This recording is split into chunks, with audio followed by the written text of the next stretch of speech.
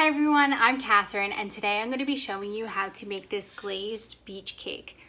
You can order your kit for this class at candylandcrafts.com. If you do order your kit for this class at Candyland, included in your kit, you would receive 2 8-inch cakes, buttercream frosting, white chocolate, a shell mold, toasted coconut, glitter glaze, and white gel coloring.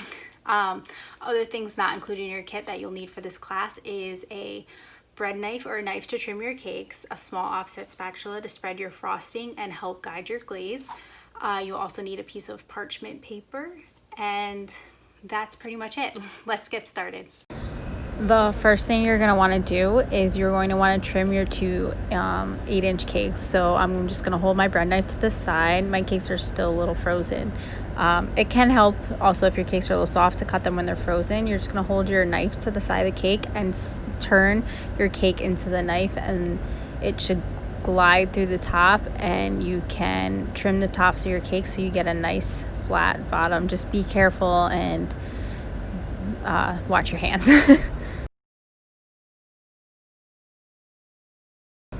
So you're going to repeat the same process with your second cake and then put it to the side. If you did make these cakes on your own, a great tip is after you trim the tops of your cake is to just simple syrup your cakes. That will help keep them moist, just in case if you over bake them or anything. It will keep them nice and moist for you so they don't taste too dry. So just trim the top of your cake again, and then don't forget, save your humps. You can use them for cake pops or cake in a jar or cakesicles. Great options. Don't throw the extra cake away.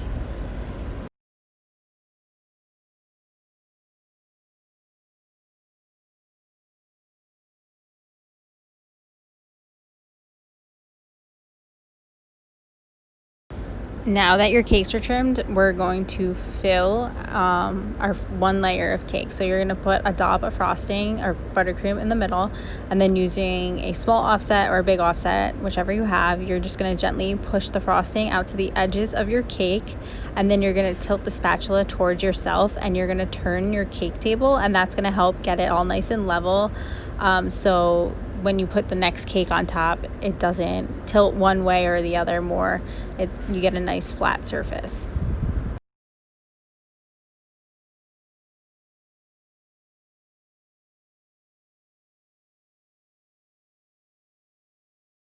When you get your layer of buttercream on, you're going to take your next cake, and I usually do a flip, and I usually do the bottom up, but for this cake I decided to do it the other way. So I put the top layer on, and then next we're going to crumb coat our cake. That just means we're going to put a light layer of buttercream or frosting around our cake, and this just locks all the crumbs inside of our cake so that when you do a final coat of buttercream, you don't have any crumbs peeking through. That's a nice smooth coat. So you're just going to do a light layer of buttercream. So I put a big dollop of frosting on the top, smooth it out just like we did the layer, tilt the spatula towards myself and spin the cake table, and then just like light layer of frosting all around the cake. It's okay that your cake shows through. It doesn't need to be covered because this is just our crumb coat. So then after you get your light layer of buttercream frosting all around your cake, you're going to stick it in the fridge to chill for about 30 minutes until it sets, and then we can do our final coat of buttercream.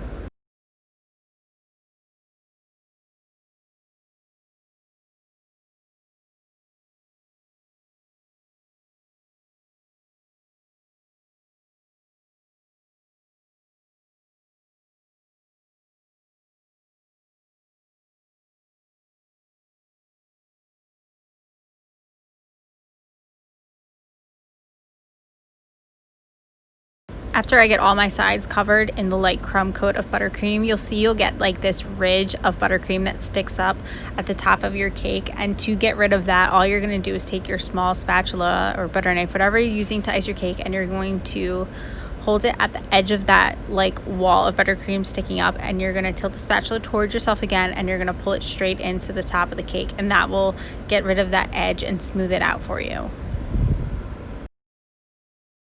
While our cake is chilling, this is a great time to do our chocolate shell. So you're going to put your white chocolate into a bowl, and you're going to microwave it for 30-second intervals the first 2 times, and then 10 seconds after that, and you're going to want to make sure you stir it in between. So then when it's fully melted, you're just going to start using a spoon or whatever you have and just gently start filling all the shell molds in. It's okay if it spills over the edge again, because then when we take them out of the mold, we can just remove the sides that spilled over. After you fill your molds, you're going to want to make sure you gently tap on it. It will get rid of any air bubbles and smooth out the chocolate for you in your molds. So then when you're done filling your molds, just put them in the fridge or freezer until they're set. Okay, now it's time to put our final coat of buttercream on our cakes. So this coat doesn't have to be like a thick coat of buttercream, since we're going to be glazing it. You don't want too much. So again, I just put a big dollop of buttercream on the top, and then I smooth it out using my spatula the same way, back and forth motion to the edge. Then I tilt it towards myself and I smooth it. And then all the extra buttercream that hangs off the edge of the cake, you're going to tilt your spatula straight up and down towards the side of the cake, and you're going to spread it out all over the sides of your cake, and then just grab any extra buttercream you need as you go along to fill in any cracks or crevices and any empty spots if you don't have enough buttercream.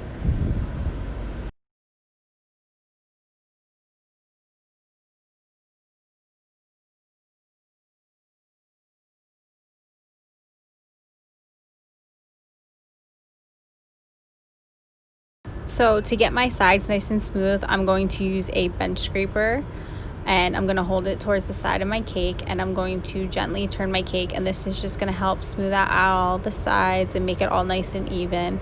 And then again, for the extra buttercream that sticks up at the top of the cake, you're just going to take your spatula or knife, whatever you're icing your cake with, and you're just going to pull the spatula in towards yourself, and that will give you that nice smooth level top.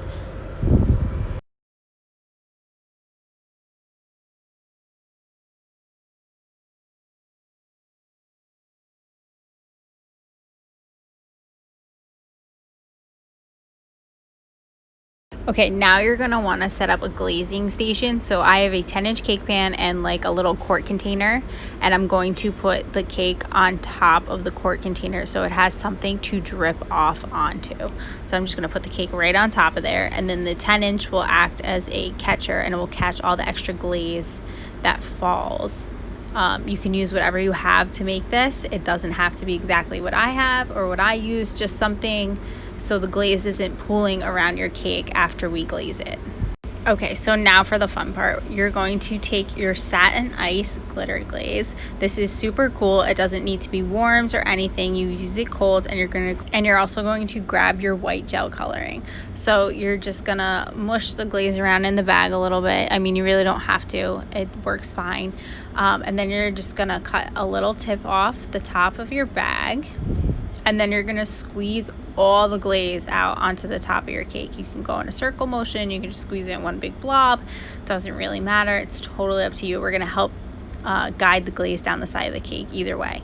So you're gonna make a big mound of the glaze on the top, and then you're gonna take your small offset spatula or your big offset spatula, whatever you have that you use to ice your cakes, whatever you got, it's fine.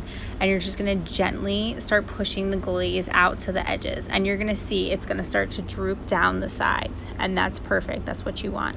So I'm just gonna keep pushing it around, and then I'm gonna take my spatula and I'm gonna kind of help glaze it around the sides, so anywhere it's not totally reaching. So just hold your spatula straight up and down to the side of the cake, and you're just gonna gently guide it around the sides.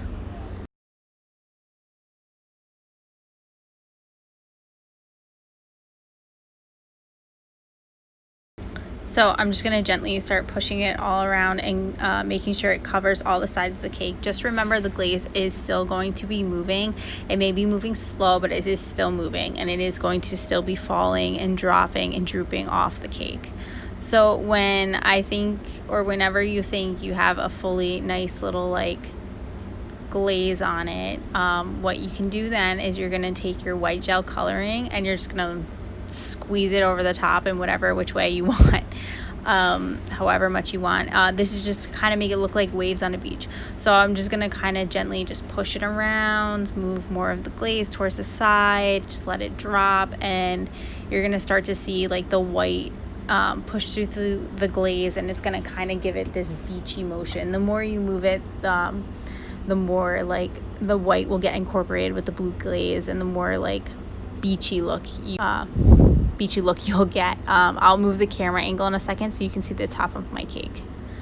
Okay, so here I'm gonna move my camera angle so you can see the top of the cake, and you can see how like it kind of looks like the waves in the water more. Yeah, you're gonna want to let your cake sit there for a little bit and let it still drop, just to catch any extra glaze that might drop off your cake. So now's a good time to take your chocolates out of the fridge or freezer, and they just fall right out, and you can just break off the extra chocolate that is falling over the sides of the mold, and you can put them to the side and get your toasted coconut ready also to finish up the cakes.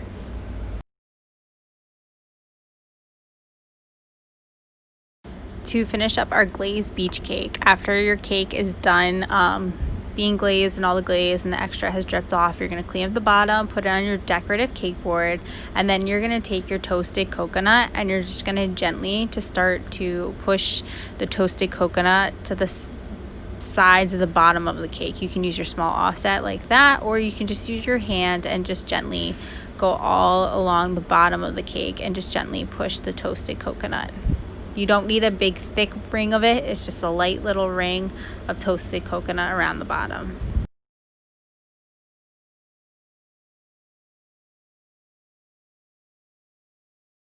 Next, you're gonna wanna grab your shells. This is total preference about how many shells you would like to put on.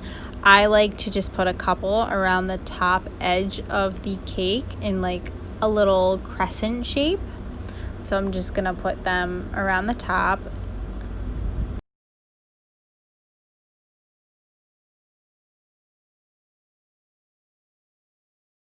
After I put my shells around the top, I'm just going to take a little bit of the toasted coconut also and then just sprinkle it around the shells, just very light layer.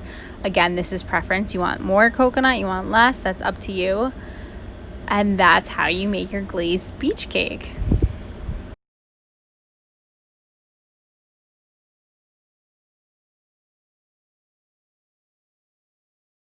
Thank you for making a glazed beach cake with me today. I hope you had fun. If you have any questions, you can reach me on Instagram and Facebook at Pastry Mama. You can also reach out to Candyland.